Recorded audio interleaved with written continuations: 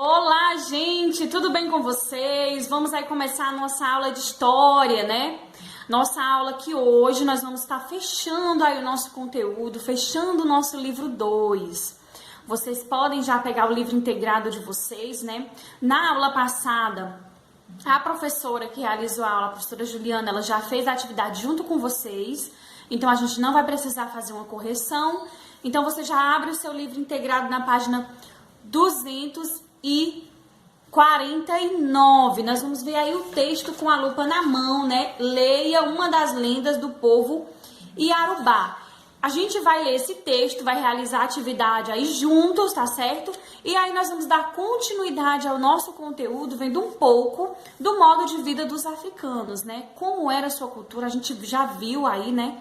Pelas aulas que a gente estudou, que cada povo que vem de cada lugar do mundo, né? De cada continente, de cada país, de cada região, tem costumes, modo de vida, modos de realizar suas atividades diferentes um dos outros. Então é isso que a gente vai estudar na aula de hoje, um pouco sobre a cultura africana, um pouco sobre o modo de vida dos africanos e assim a gente conhecer um pouco mais sobre o conteúdo que nós estamos estudando. Então já pega o seu livro e vamos começar aí com o conteúdo da aula de hoje. Vamos lá? Acompanhe a leitura da lenda que está aí na seção com a lupa na mão, na página 249. Há muito tempo, no antigo país da África, 16 príncipes negros trabalhavam juntos numa missão da mais alta importância para seu povo que chamamos de Iorubá. Seu ofício era colecionar e contar histórias.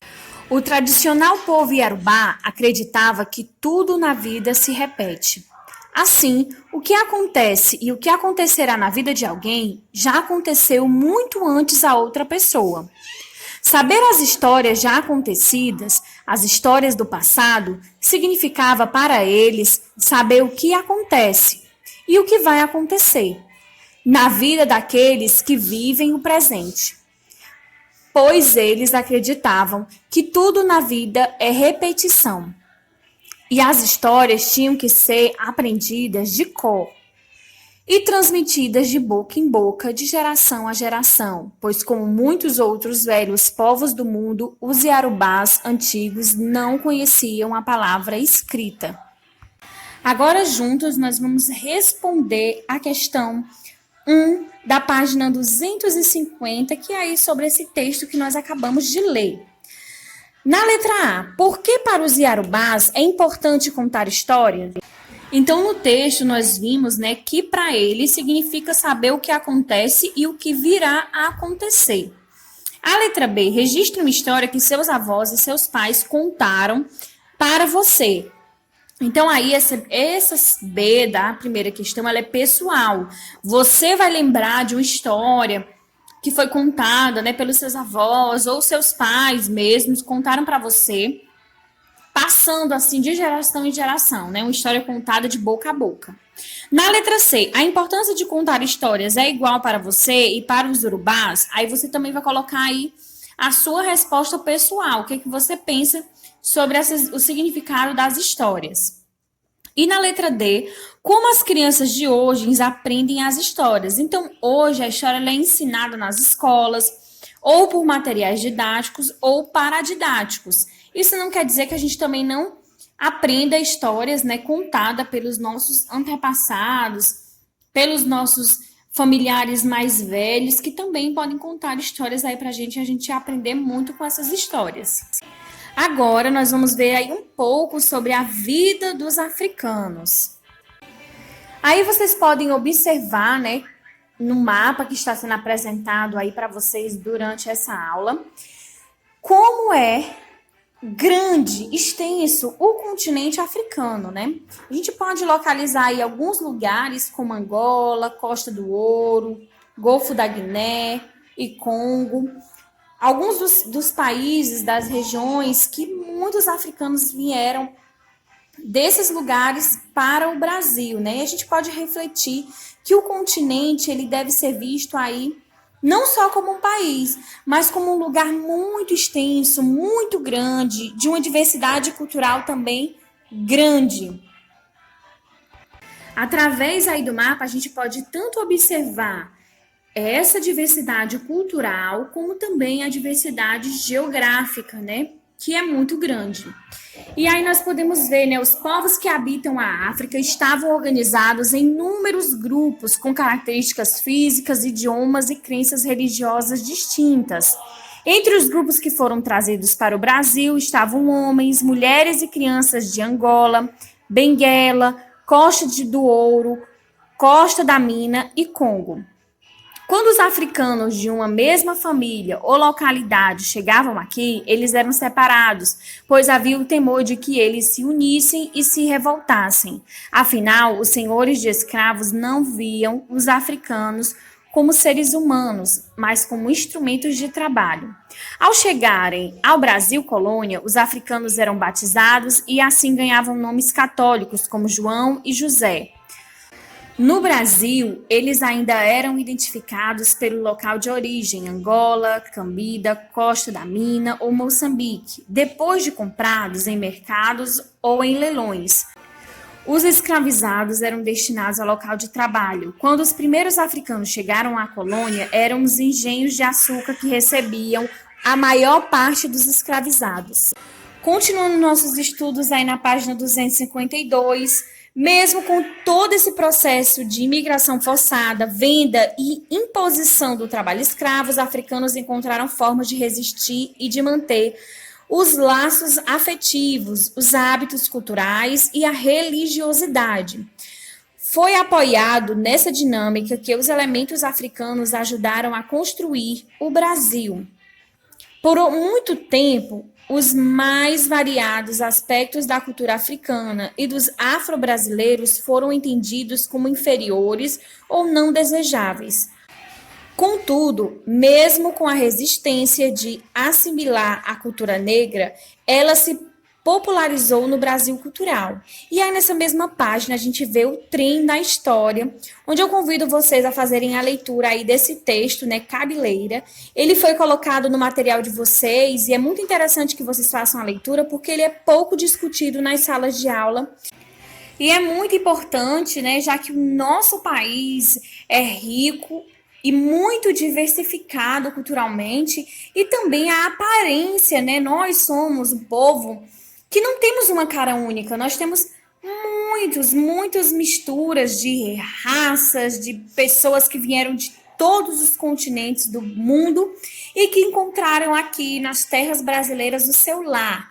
Essa representatividade é mostrada aí através da foto, né, desse rapaz bonito e dessa moça muito bonita, essa criança muito bonita com seus cabelos, a sua cabeleira aí mostrando, né, toda a sua beleza e a beleza aí dos povos afro-brasileiros que se instalaram aqui no Brasil e nossa cultura é tão rica exatamente por causa dessa diversidade.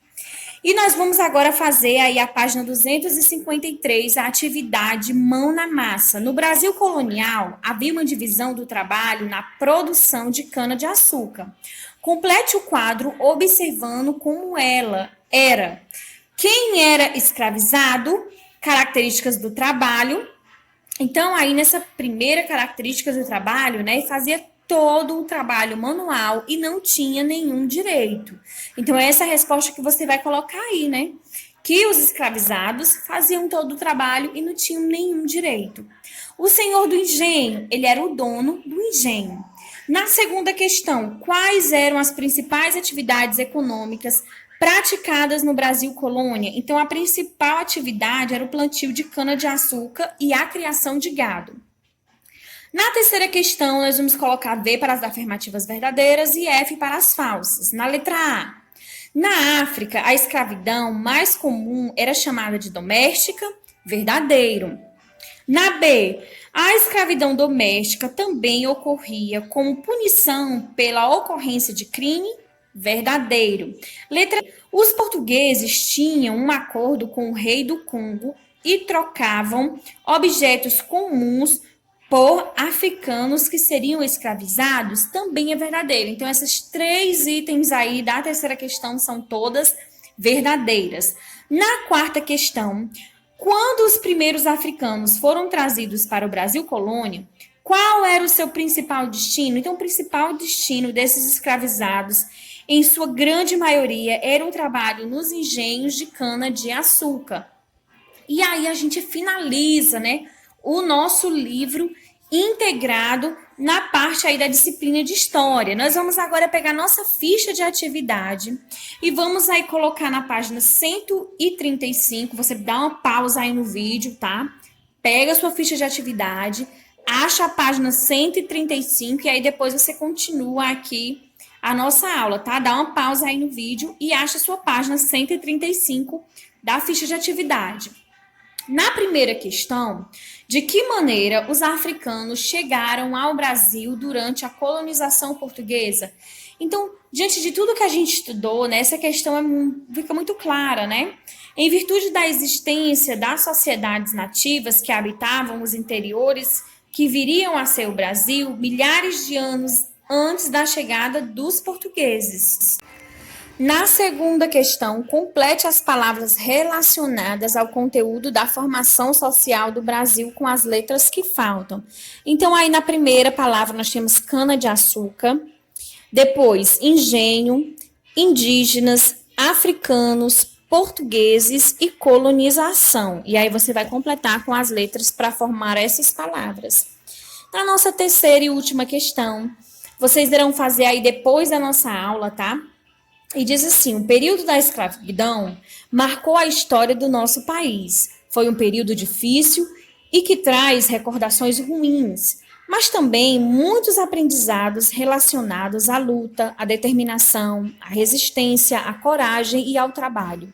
Além de costumes, danças, comidas gostosas e tantos outros exemplos. Cria uma história em quadrinhos destacando a contribuição dos africanos na construção da cultura brasileira. Depois compartilhe a história que você criou com os colegas. Nessa questão, você vai caprichar aí na foto. Depois que você terminar de fazer sua história, você vai caprichar na foto, tá? Tirar uma foto bem nítida, pra gente assim tá montando aí um vídeo com a sequência de todas as histórias de vocês, tá certo? Então, você vai tirar foto aí de todas essas atividades que nós fizemos na aula de hoje, mas você vai caprichar nas fotos dessa da página 136 da ficha de atividades para mostrar direitinho como vai ser essa história em quadrinhos, tá certo? Vou ficar esperando, ansiosa para ver aí a criatividade de vocês em ação. Isso aí, né, gente? A gente conheceu um pouco mais sobre o modo de vida dos africanos e também conhecemos aí uma lenda, né? E as lendas, elas também dizem muito a respeito do seu povo, né? Das suas crenças, do seu modo de vida, das coisas em que essas pessoas acreditam. Então, a gente pôde conhecer um pouco mais sobre os povos africanos. Eu já fiz a atividade aí com você no decorrer da explicação. A gente realizou a página 250 e 253. Agora, aqui no final da aula, eu vou estar deixando 2 páginas da ficha de atividade para vocês realizarem, tá certo? Essa atividade vai servir para você praticar e aprimorar ainda mais o que a gente está estudando aqui nas nossas aulas, tá certo? Então é isso, meus amores. Um beijão. Até a nossa próxima aula. Tchau, tchau.